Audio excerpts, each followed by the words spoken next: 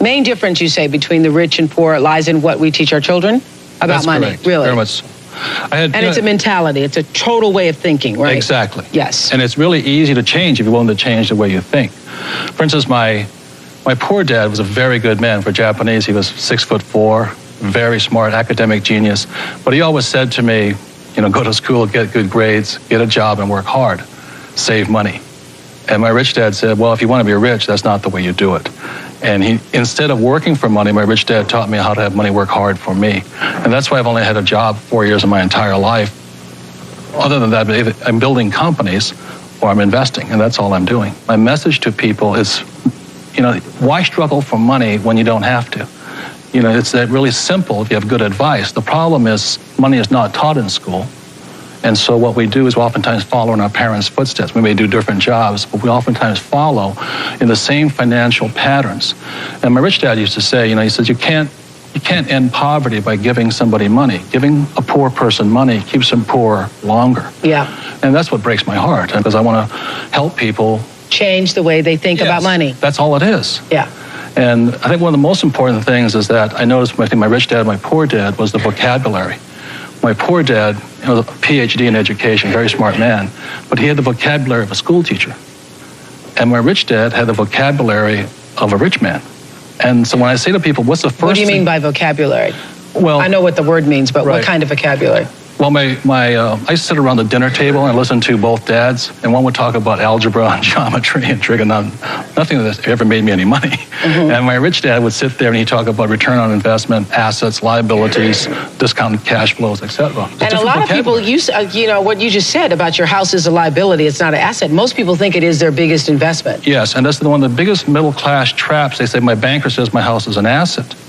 And my rich dad would say, if you can read a financial statement, you'll see, you can read that your house is actually a liability. I'm not saying don't buy a house, and I like big houses, and I like the finer things of life. Just don't call a liability an asset. And what's trapping the middle class is they're buying liabilities they think are assets. Discipline. The way money is created, 71 and today, is first you have the U.S. Treasury, okay? And then you have the Fed, the central banks, Bank of Japan, Bank of Tokyo, and then you have the big banks, Wall Street banks. So this would be Goldman Sachs, Wells Fargo, Morgan Stanley, and all this. So the way money is created is the U.S. Treasury creates a bond. Okay, it's an IOU from guess who? The taxpayers. That's why they screw the working class. So this bond goes to the Fed or the European Central Bank or the Bank of Japan. This is fake money today. And then this guy send money to the big banks. This is called quantitative easing. It's also called printing money. Okay, they call it quantitative easing. And this money then goes to the rich. God bless America.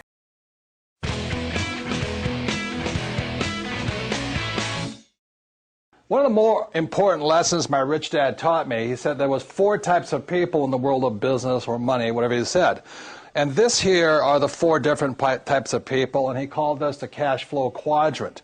So E stands for employee, S stands for self-employed, small business or specialist like a doctor or a lawyer. B stands for big business, 500 employees or more, and I stands for investor.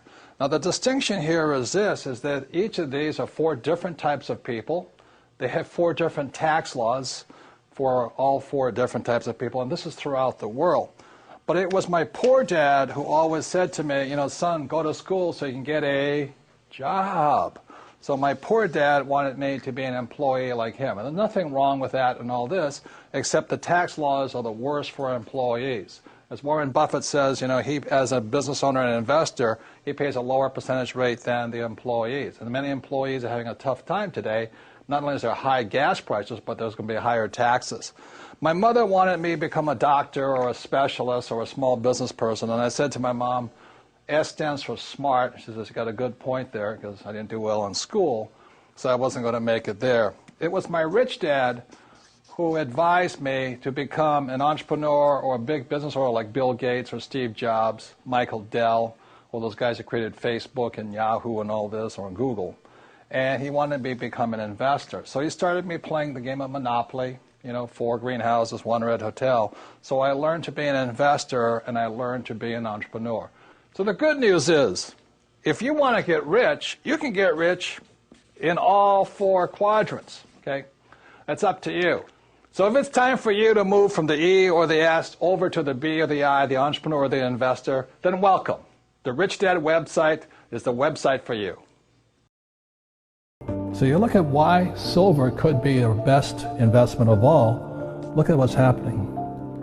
Silver demand is getting higher. Silver fabrication demand in China is at record high. Look at this whole thing. In 2008, 2009, 2010, 2011, it never stopped. Even though the world economy nearly crashed, demand for silver kept going up because silver is an industrial metal. It's used in industry. Look at this, the global government silver inventories. It's going down. Everybody's buying gold now. And so what's happening, the silver is going down in quantity because they burn it up in industry. It's always disappearing, where this is saved. It's almost half of the all silver mine is in landfills. Talk about a waste of things. Every day, the amount of silver produced is being thrown away. The price will always go up and down, but you have to look at the inventory supplies of it. This is for kings. This is for the rich. I can spend this all day long. Talk to people about why network marketing is such a good entrepreneurial decision in the crazy landscape that we deal with in today's economy. Well, as we know, there's fewer and fewer jobs. American corporations say they're hiring, but they're not hiring in America, they're hiring overseas. But more than that is that the reason I endorse network marketing is most people are addicted to the paycheck. And the paycheck is one of the most sinister plots ever pulled upon a human being. If you need a paycheck, you've sold your soul. You've sold your body, your mind, your spirit, and your emotions. You sit there in fear of losing your job, or can I get a raise, or will I get promoted? And then why would you do that? Another thing about the reason we endorse network marketing, we don't think of it as a network marketing, we think of it as entrepreneur development. Because if you need a paycheck, this is not your business. We build businesses. So sometimes when Kim and I do a deal, we may not receive a paycheck for 5-6 years. And so these guys come, oh, am I going to get rich quick? And some people do. I don't know if you do or not. But that is an employee, get rich, loser mindset. And so the thing that network marketing does is really kind of cure you of that loser paycheck, get rich quick mentality and actually build a business. We build businesses, and that's how we're rich, but we didn't get rich quick, and I don't need a paycheck, and I never want a paycheck. So that's kind of a revolutionary thought to most people up there who went to school to get good grades and get a job, and then you get a high-paying job, and the higher-paying job, you pay higher taxes, and you wonder why you never get ahead. That's because you went to school to get a job and a paycheck. You've got to get away from the paycheck, and sometimes it might take 2-3 years to get away from that.